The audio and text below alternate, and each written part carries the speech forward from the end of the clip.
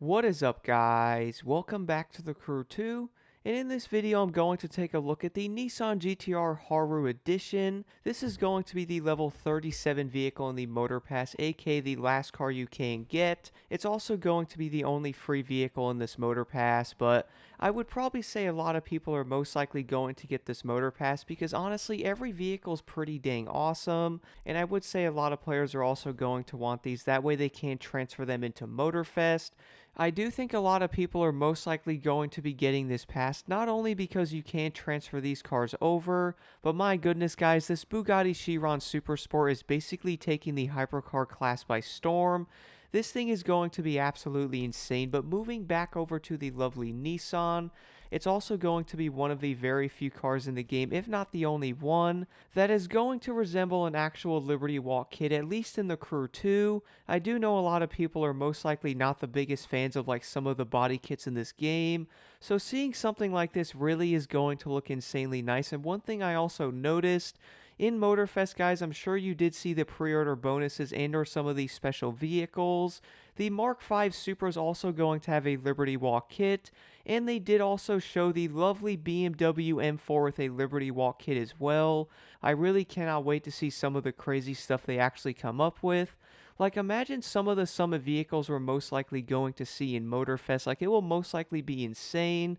But overall, though, I do think a lot of people, especially if you are a fan of the GT-R, are most likely going to love this car. And of course, with this being like the last Motor Pass and or it's said to be the last one, I would say a lot of people are most likely going to pick up this car. And do keep in mind, guys, as I did mention, if you don't want to get the Motor Pass, this car is indeed going to be free. So once you hit level 37, at least you can get the GT-R if you do actually want this thing. But I would probably say this is going to be like one of the most bought Motor Passes ever. But nonetheless, guys, let's go do an outside look of this GT-R right now and also take this thing on a quick top speed test.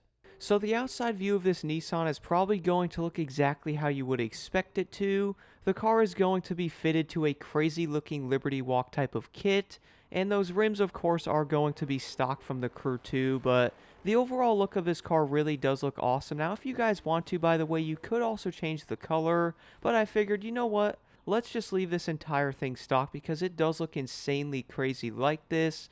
And by the way, the exhaust tips are going to be like a purplish. I'm guessing that's like titanium. They could also be painted exhaust tips, so I wouldn't necessarily say they're going to be titanium.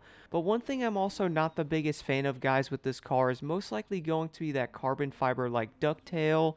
I would most likely prefer like a regular trunk lid, but this can also come down to the fact of being able to change some stuff around on these Motor Pass cars and or like special edition vehicles from these summits as well, but who knows, maybe we'll be able to do that in Motorfest in the future. And of course, guys, this is going to be a GT-R, which has that signature sound.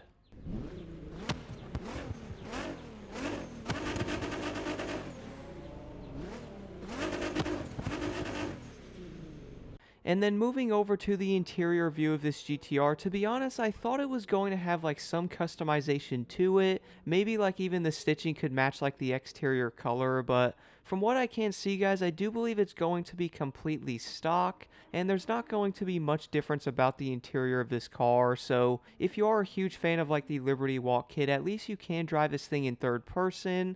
I also do feel like a lot of people are most likely not driving in first person mode either, so maybe it's not going to be like a huge deal to many people though, because obviously some of the interiors are insanely bone stock, even compared to like the outside of the cars being insanely upgraded. But one thing I have to admit though, guys, looking at the Divine Edition compared to this one, you can definitely tell that car had a lot more time than the interior of this GT-R.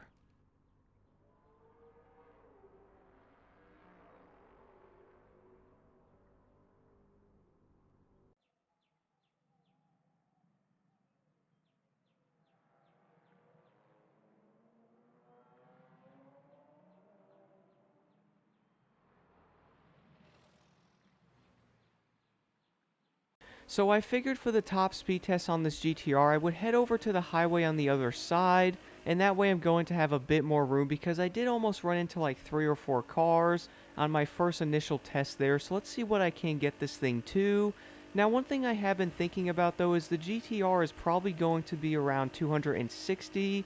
The main reason for that is the other GT-Rs do tend to do over 250, so I would probably say this car is going to be insanely similar. So let's see right now with a Nitro Chemist set here. I want to accelerate a bit better. Hit that nitrous. Woo!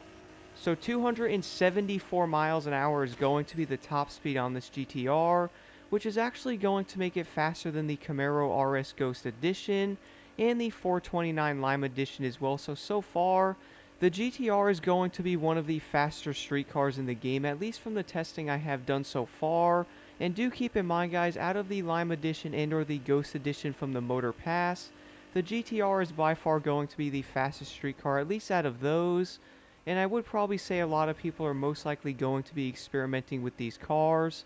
One thing I do find kind of insane though is even though one of these cars might have an insanely high top speed, it isn't necessarily going to make it the best street car.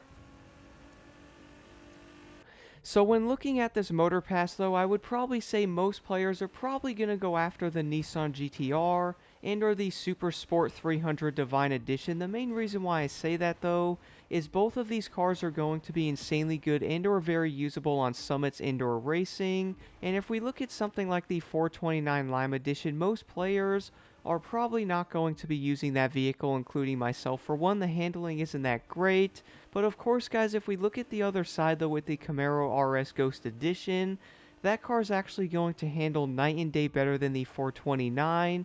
But the overall speed on that car is still going to be a slight issue, which I did know. But the overall speed on the Camaro is still going to be a slight issue, so it is going to be slower than the 429, which I would say a lot of cars most likely have like flaws and or negatives to them, and this can be like an offset thing to make that car unique and or balanced in some way. But to be honest though, I would say a lot of people most likely are going to want this GT-R. For me, guys, if I'm being real though, I would have rather seen like the 2020 Nismo having like a crazy body kit on the vehicle, but then again, I do think they're saving a lot of these cars for Motorfest and or like giving us a special tease for Motorfest. For example, guys, the Liberty Walk GT-R and or like a Liberty Walk looking kit is going to be like a showcase for all those Liberty Walk kits we will be seeing in Motorfest. So who knows, maybe we're going to see some crazy kits in Motorfest as well. But the biggest thing though is, will they actually bring out some more of these cars that have like special editions and summits? I would probably say they're most likely saving a lot of these crazy builds for those, and or like special rewards from like stories and or who knows what they actually bring. But to be honest though, the overall driving ability of this GT-R is definitely going to be improved, and that's most likely going to be coming from someone who is driving the 429 and or the Camaro RS, trying to get those cars to actually be useful. I just feel like a lot of players are most likely not going to be using those, and if you guys are still debating on this Motor Pass, I would definitely pick this. Even if you did just want the Divine Edition, I would say just that car alone is well worth it. And of course, the GT-R is indeed going to be free, so luckily leveling up these Motor Passes is also going to be insanely easy to do. But overall though, guys, the GT-R is still going to be a very unique vehicle. I really do love the way this car does handle. The all-wheel drive system really does kick in, and you really can see that insanely nice top speed, especially on the bigger events. I would like to know your thoughts on this car in the comments below, and don't forget to leave a like and subscribe for more insight.